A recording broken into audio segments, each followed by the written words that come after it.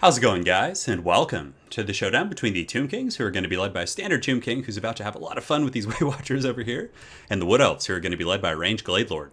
So in my opinion, I definitely think that this is probably the hardest matchup for the Tomb Kings. The Dwarves are a little bit tricky. Obviously, they have an armored front line, which you really can't do a whole lot against with Tomb Guard and things like that. And if you decide to bring constructs against the Dwarves, they have Slayers and Thunders and Ulthar's Raiders and all kinds of good stuff. But I feel like, all that being said, this is, in my opinion, the hardest matchup. Waywatchers are just so powerful. Firstly, they do have the stalk mechanic, so they can get positioned and pretty much shoot at whatever they want without being counterfired. Thankfully for me, he did have actually a Vanguard group right here, which I was able to see right out of the gates, and I got some pretty good fire with my Ushopti Great Bows here. But regardless, Waywatchers are just so incredibly powerful with 39 missile damage, and that's only active while their Hawkish Precision is active. I think their actual weapon strength is like 31 or 32. Can't remember off the top of my head.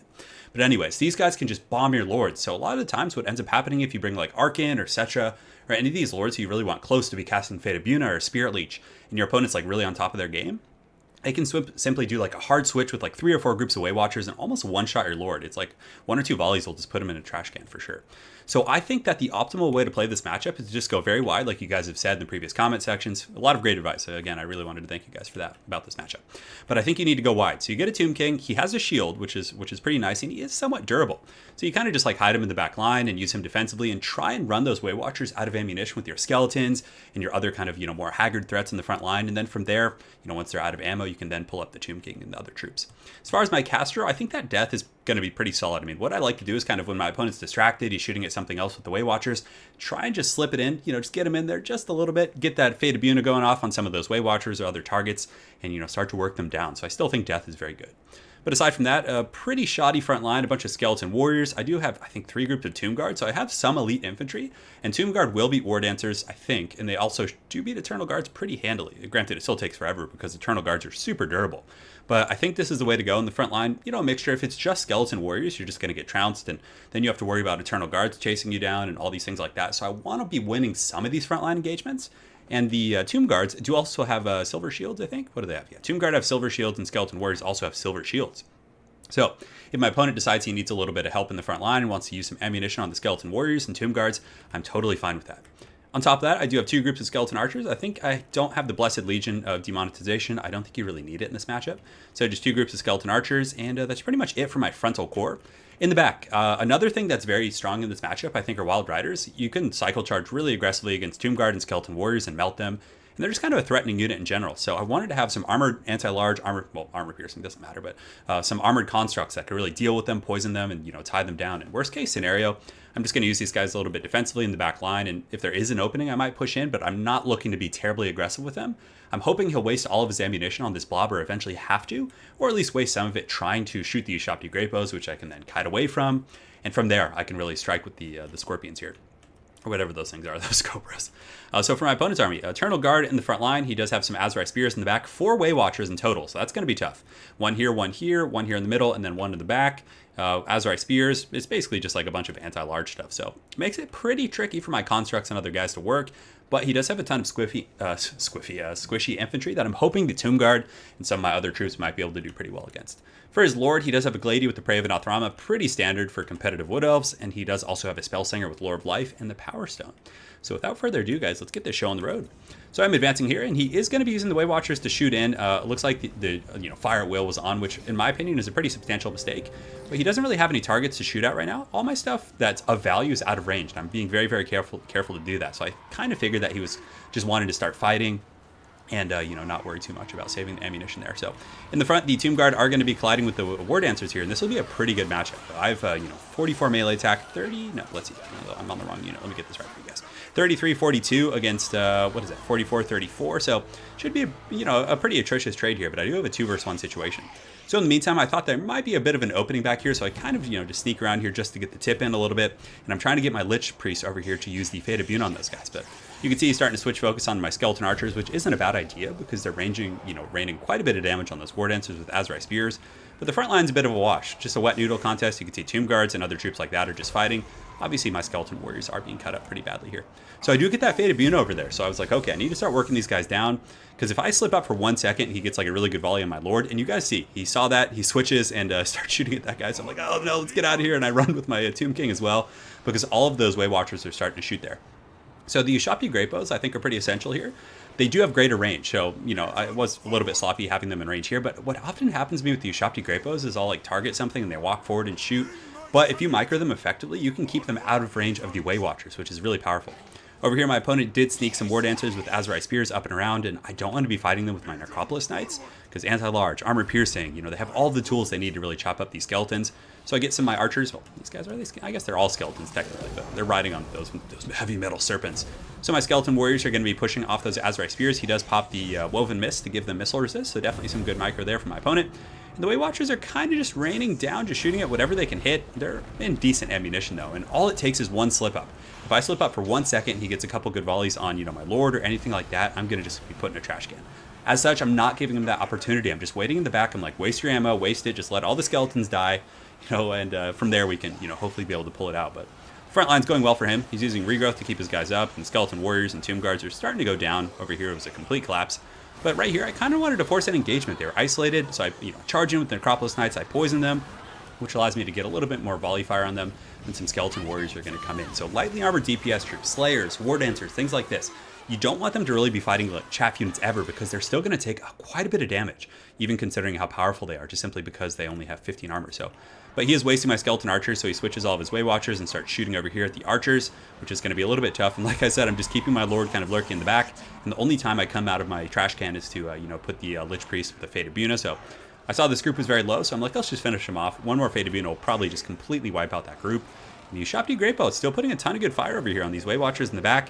And I did get my Realm of Soul summoned, so you can see my Ushabti here just going to be karate chopping these some of these War Dancers back here. But in the beginning, I did summon them just to shut down the Way Watchers. So pretty good pressure on the back line so far. I think the more kind of degenerate build to do against the Tomb Kings is to use like more Wild Riders and things like that.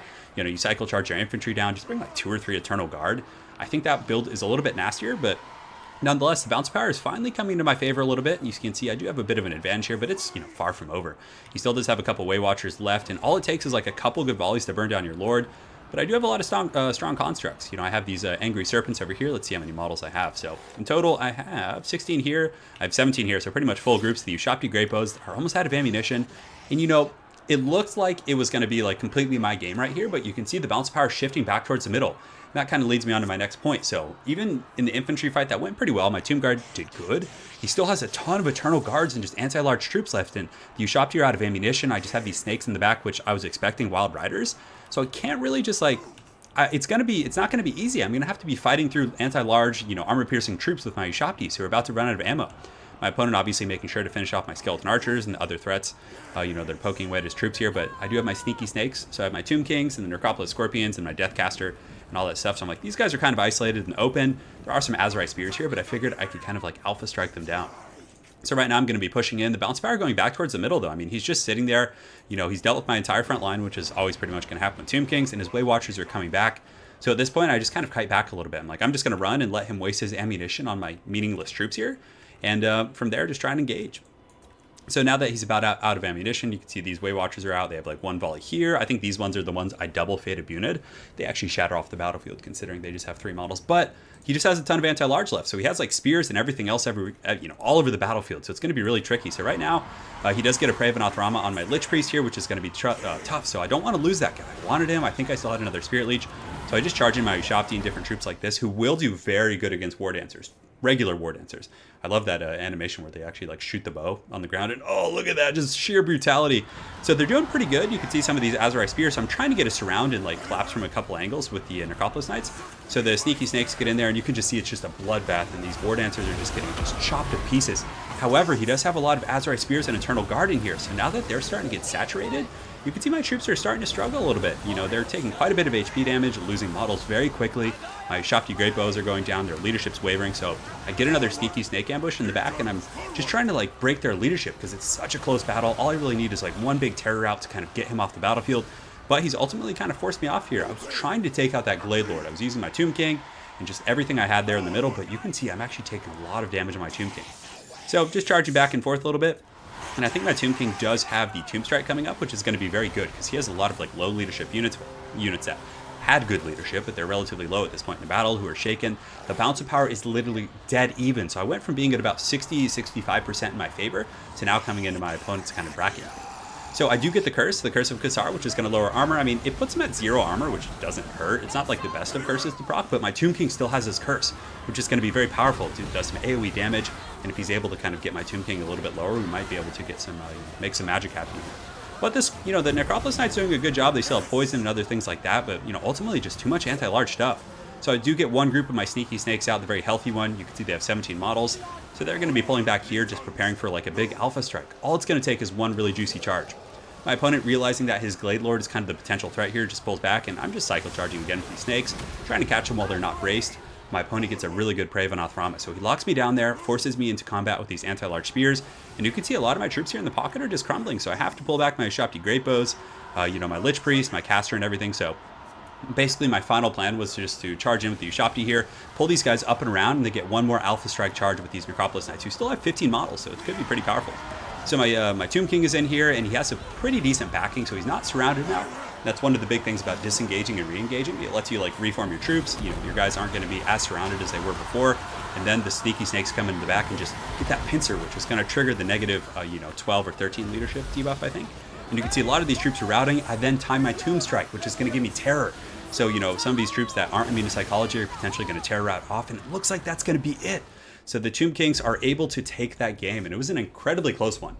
One of my criticisms, I would say, is that, he was a little bit liberal with his ammunition, but, he could have just saved it and been very patient and just waited for me to engage and won the frontline engagement. But the reason why my Tomb Guards and other troops did eventually collapse and allow him to, push forward was because he was shooting. But I still think that the more prudent decision would probably be to save the Waywatchers and just really aggressively reposition them, because I'm not getting into his back line. If I overextend with Cav or anything, he's just going to shoot me into the ground or Prey of an Othramma me. So I think that you probably want to save them a little bit, but regardless, they still performed well and were just an absolute terror. And just their mere presence alone kept my Tomb King and my Caster like out of the battle. They weren't even fighting until the very end, which was some spooky business. But I do think a build like this or something similar is kind of the right direction to go. And this is a very tough matchup, but I think it can be done.